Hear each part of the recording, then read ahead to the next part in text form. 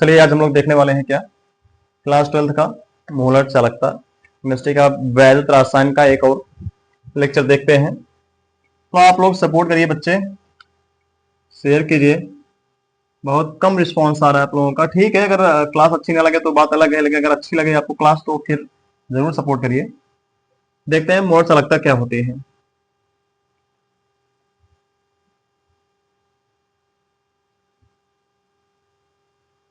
किसी विद्युत अपघट्य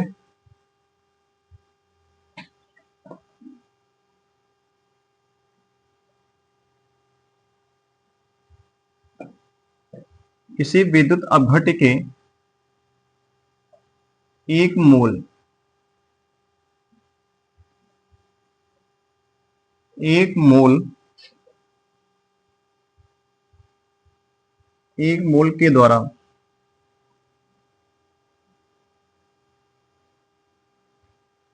उत्पन्न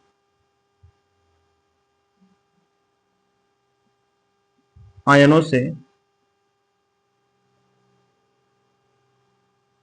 विलयन की चालकता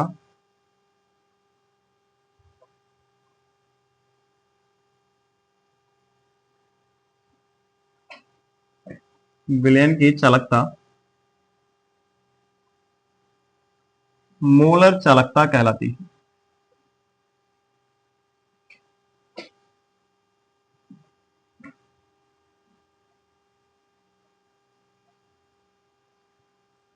मोलर चालकता कहलाती है।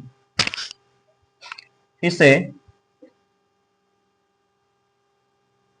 लैम्डा एम, इसको ऐसे भी लिखते हैं, लैम्डा एम से व्यक्त करते हैं। लैम्डा दो तरह का हो, ठीक है, ऐसे भी लिखते हैं और इस तरह से भी लिखते हैं। तो क्या होता है, किसी विलयन में एक मोल विद्युत अपघट्य के द्वारा जितने आयन बनेंगे, उन आयनों के कारण जितनी चालकता उत्पन्न होगी वो उस विलयन की मोलर चालकता कहलाएगी। ठीक है, समझने के लिए एक छोटा सा सेल डायग्राम बनाते हैं।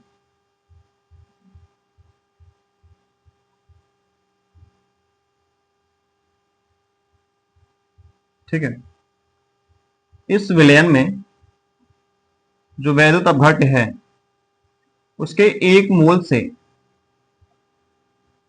मोल जब आयनित तो होंगे तो जितने आयन उस विद्युत अपघट्य के इस विलयन में, उस इलेक्ट्रोलाइट के जितने भी आयन इस विलयन में पाए जाएंगे, उन आयनों के द्वारा जो उस विलयन की चालकता होगी, उस सेल की चालकता होगी, वही क्या होगी, मोलर चालकता कहलाएगी। ठीक है, इसे लैम्डा एम से हम लोग डिनोट करते हैं, व्यक्त करते हैं। जिसके लिए आपको अगर समझाने के लिए यहां पर हम दिखाएं तो देखिए, जैसे अगर क्या है 1 ml विलयन में जो चालकता, ये भी देखो एक चीज और है, यहां पर जो चालकता होगी ना वो विशिष्ट चालकता होगी, ध्यान दीजिएगा, क्योंकि स्पेशल केस है ये, क्योंकि यहां पर जो भी इसकी कॉन्सेंट्रेशन होगी वो क्या होगी, फिक्स होगी। ऐसे में क्या है, 1 ml विलयन से उत्पन्न चालकता क्या हो जाएगी, 1 कप्पा। और हमने कप्पा के बारे में पहले हम लोगों ने पढ़ लिया है कि कप्पा क्या होता है, विशिष्ट चालकता होती है, और इसको हमने समझाया था। आप प्रीवियस लेक्चर को जाकर के चेक कर सकते हैं। अगर इसी तरह से अगर 2 ml है विलयन, तो उसमें जो चालकता है वो कितनी है, 2 कप्पा। या फिर ऐसे ही VML है, क्योंकि हमको स्पेसिफाइड नहीं है अगर, ठीक है, तो उस कंडीशन में जो ये चालकता होगी क्या हो जाएगी विलयन की, V कप्पा। कितनी हो जाएगी, V कप्पा।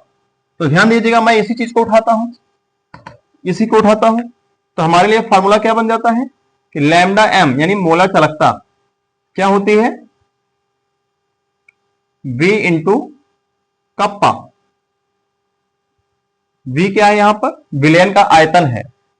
ठीक है, V क्या है, विलयन का आयतन है।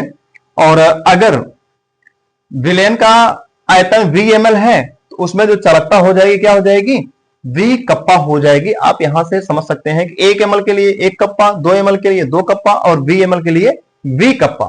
ठीक है, हाँ, अब यहां से थोड़ा सा हम लोगों ने मोलरता के बारे में पढ़ रखा है, तो यहां हम उसको लेकर के आपको एक बार उसका जिक्र करना चाहेंगे। आइए सीखते हैं जरा। मोलरता के लिए फॉर्मूला आपने क्या बनाया है, क्या बनाया फॉर्मूला, एन अपान वी, और वो किसमें रखते हो, लीटर में रखते हो, तो लीटर बदलने के लिए आपको ऊपर 1000 से गुणा कर लेना है, क्योंकि ये किसमें दिया जाता है, आयतन जो होता है एमएल में दिया जाता है। ठीक है, एमएल में दिया जाएगा तो आप इसको लीटर में कन्वर्ट कर लोगे। अब देखिए यहां से मोलरता, अच्छा यन का मान क्या हो जाएगा, यन का मान क्या हो जाएगा, एक। क्यों, क्योंकि आपने यहां देखा है कि एक मोल वेल्थ अब भट्ट से, तो इसलिए यन का मान क्या हो जाएगा, एक, क्योंकि यहां यन क्या डिनोट करता है, मोलों की संख्या। तो आगे बात करते हैं, अगर हमें यहां से v का मान निकालना है तो v इक्वल टू क्या हो जाएगा, n इंटू 1000 अपन m, बोल होगा क्या, और n का मान क्या है आप देखें, n का मान 1 है, ऐसे केस में v इक्वल टू फाइनली क्या बन जाएगा, 1000 बटे m, और m क्या है यहां पे, मोलरता, उसकी सांद्रता, विलयन की सांद्रता। ठीक है, ये चीज हो जाएगी। अभी देखिए अगर मैं इसको बना देता हूं इक्वेशन फर्स्ट और इसको इक्वेशन सेकंड, तो मैं एक काम करता हूं, इस समीकरण एक में 2 के मान रखने पर,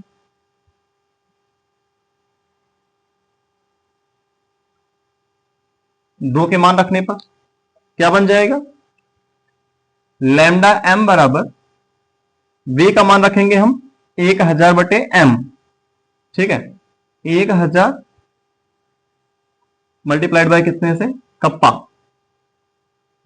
अपन एम। अब देखिए आपको जो बुक्स में फॉर्मूला मिलता है वो ये मिलता है। ठीक है, बुक्स में फॉर्मूला ये मिलता है, और इसको हम लोग कैलकुलेट कैसे करते हैं, इसको फाइनली हम लोग कहां से पाते हैं, कुछ इस तरह से हम लोग कैलकुलेट कर पाते हैं। ठीक है, आप एक बार अच्छे समझ लीजिए, मैं इसको रिपीट कर देता हूं फिर से कि किसी वैध घटनी सेल की बात कर रहे हैं हम लोग, तो उसमें जो विलयन है, अगर 1 ml विलयन है तो उसमें वैध घट के द्वारा जो चालकता उत्पन्न होगी उसे क्या बोलेंगे, 1 कप्पा। ठीक है, 2 ml विलयन से कितना हो जाएगी, 2 कप्पा। देन अगर विलयन का आयतन स्पेसिफाइड नहीं है तो उसके लिए हमें क्या मानना पड़ेगा, v मान लेते हैं। तो यहां पर कितना ml है, v ml विलयन मान लिया अगर, तो v ml विलयन से जो चालकता उत्पन्न हो जाएगी, मोलर चालकता कितनी हो जाएगी, v कप्पा हो जाएगी।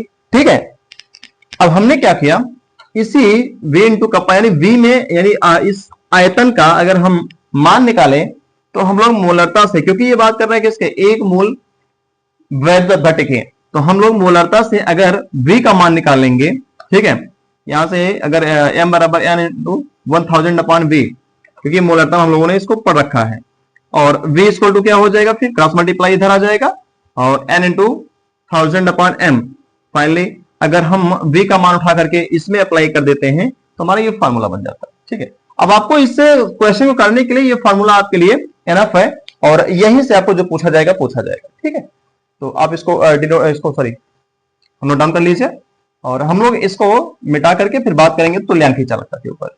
ठीक है, नोट कीजिए।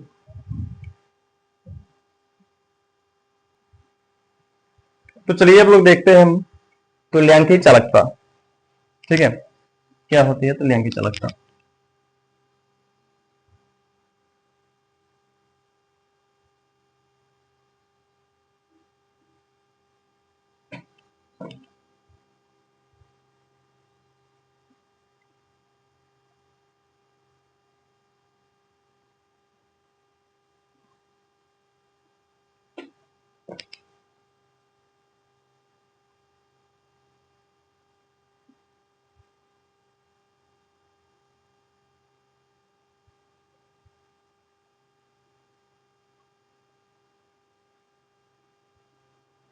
किसी विलयन में 1 ग्राम तुल्यांक वैध अपघट्य के द्वारा उत्पन्न,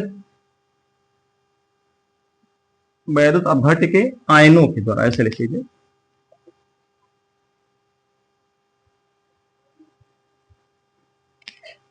आयनों के द्वारा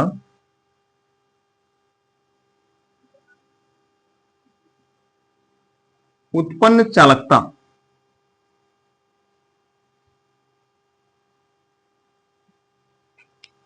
मार्कर का इंक कम हो गया है, थोड़ा सा आप लोग इसको समझ लीजिएगा। उत्पन्न चालकता तुल्यांकी चालकता कहलाती है।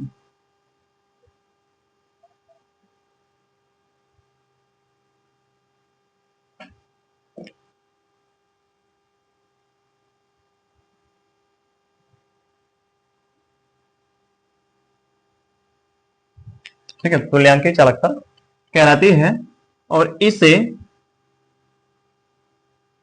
लैम्डा ई क्यू से व्यक्त करते हैं।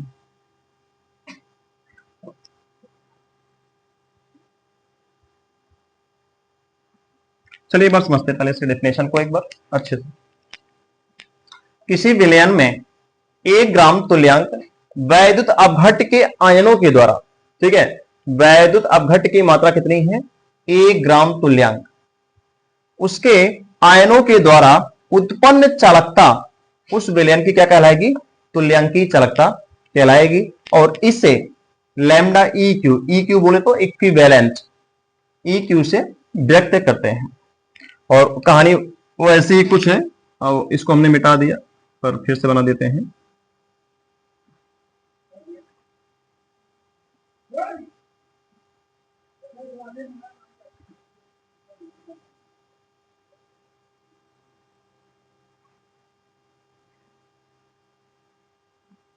ठीक है, यही समझते हैं पहले इस चीज को कि जैसे इसके पहले हमने देखा क्या कि 1 ml विलयन से जो चालकता उत्पन्न होगी, विलयन में जो चालकता उत्पन्न होगी उसे क्या बोलेंगे?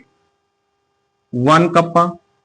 अगर इसी में 2 ml है तो 2 कप्पा, 5 ml है 5 कप्पा, सो कॉल्ड VML है तो क्या हो जाएगी? V kappa. ठीक है, और बस ये है हमारा काम करेगा, V कप्पा। और अब देखिए कि लैम्डा ई क्यू बराबर क्या हो जाएगा? V into kappa. अब आपके समझ में ये आना चाहिए सर इस वाले फार्मूले में और उस वाले फार्मूले में क्या डिफरेंस है? फिर दोनों में तो वही है, बिल्कुल वही है। अंतर बताते हैं अभी क्या है। ये देखिए, ये इक्विवेलेंट वेट की बात कर रहा है, ठीक है, ये इक्विवेलेंट नंबर की बात कर रहा है। वैद्युत अपघट्ट के इलेक्ट्रोलाइट के जो कितने इक्विवेलेंट हैं, कितने नंबर ऑफ इक्विवेलेंट हैं, कितने ग्राम तुल्यांक संख्या है उसकी, वो 1 ग्राम तुल्यांक संख्या। और आपको याद होगा जो आपने मोलरता के बारे में पढ़ रखा था, नर्मलता के बारे में पढ़ा था, तो नर्मलता के लिए आपने फॉर्मूला क्या बनाया था? याद कीजिए, नर्मलता यानी capital N is equal to क्या बनाया था आपने कि विलेय के ग्राम तुल्यांक संख्या,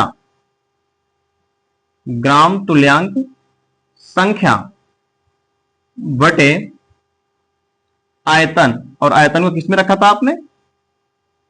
लीटर में। और लीटर बदलने के लिए, क्योंकि अगर ml में दिया जाएगा तो ऊपर 1000 से आप गुणा कर लोगे तो ये लीटर बदल जाएगा। ये चीज आपने नर्मलता के लिए बना रखा था और आप देखो यही काम करेगा आज तुम्हारे लिए। तो यहां से v का मान निकालना हो तो v का मान क्या हो जाएगा?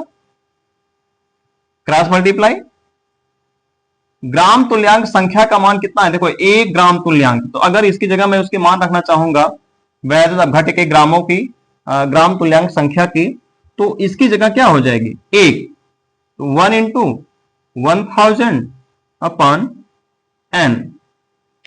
ठीक है, ये चीज हो जाएगी। अब मैं फिर से इसको एक बार बनाता हूं, इक्वेशन फर्स्ट और दिस इज इक्वेशन सेकेंड।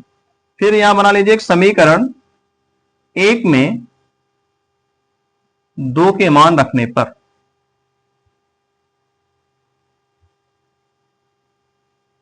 ठीक है, और समीकरण 1 में अगर 2 का मान रखोगे तो लैम्डा ई क्यू बराबर क्या हो जाएगा? देखिए v का मान कितना है? 1000 बटे n, तो यहां v की जगह हम उसका मान रख देंगे, क्या हो जाएगा? 1000 गुणे कप्पा बटे n। ठीक है, बस हो गया काम। अंतर यह है कि इसमें सांद्रता को नॉर्मलता के टर्म में रखना है, ठीक है। जबकि इसके पहले हमने मोलर चालकता देखा, वहां पर सांद्रता को मोलरता के टर्म में रखना है, ठीक है। ये है कहानी, और आप इसको बकायदा नोट कर लीजिए, और अगर कोई डाउट रहता है तो इसमें बताइए। बाकी ये फार्मूला और वो वाला फार्मूला मोलर चालकता के लिए, बस यही आपका यहाँ काम करेगा और यहीं से काम आपका हो जाएगा, ठीक है। आप इन दोनों में चाहे तो रिलेशन भी लगा सकते हैं कि तुल्यांकी चालकता और मोलर चालकता में क्या रिलेशन होता है, क्या संबंध होता है। आप इसको नोट कर लीजिए, मैं देखता हूं, बताता हूं। तो चलिए देखते हैं हम लोग मोलर चालकता और तुल्यांकी चालकता में क्या संबंध होता है। तो सूत्र आपने पहले देखा है, वही है कि lambda m equal to kappa into 1000 upon m, ठीक है। इसको समीकरण 1 बना लेते हैं।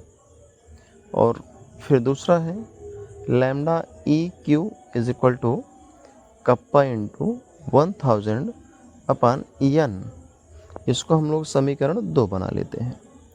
और समीकरण 1 की समीकरण 2 से तुलना करने पर क्या प्राप्त होता है, आइए इसका थोड़ा सॉल्व करके चेक करते हैं। तो lambda m upon lambda eq is equal to क्या हो जाएगा, कप्पा इंटू 1000 अपान m, कुल का बटा कप्पा इंटू 1000 अपान n। जब इसको हम सॉल्व कर लेंगे तो बनेगा n अपान m, और en मोलरता, सॉरी नॉर्मलता, और m क्या होती है, मोलरता, और उसका मान रखते हैं इधर हम लोग।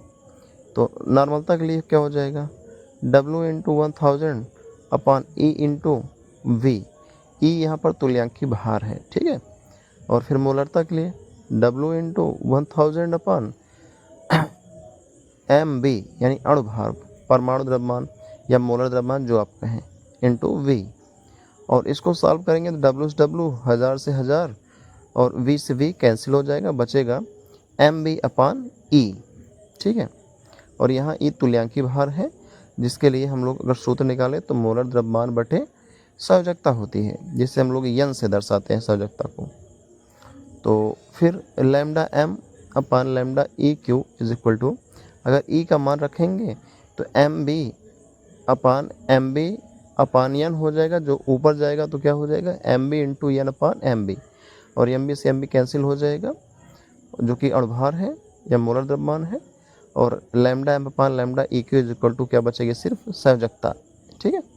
और लैम्डा m बराबर क्या हो जाएगा, लैम्डा eq से अगर क्रॉस मल्टीप्लाई करेंगे तो संयोजकता के साथ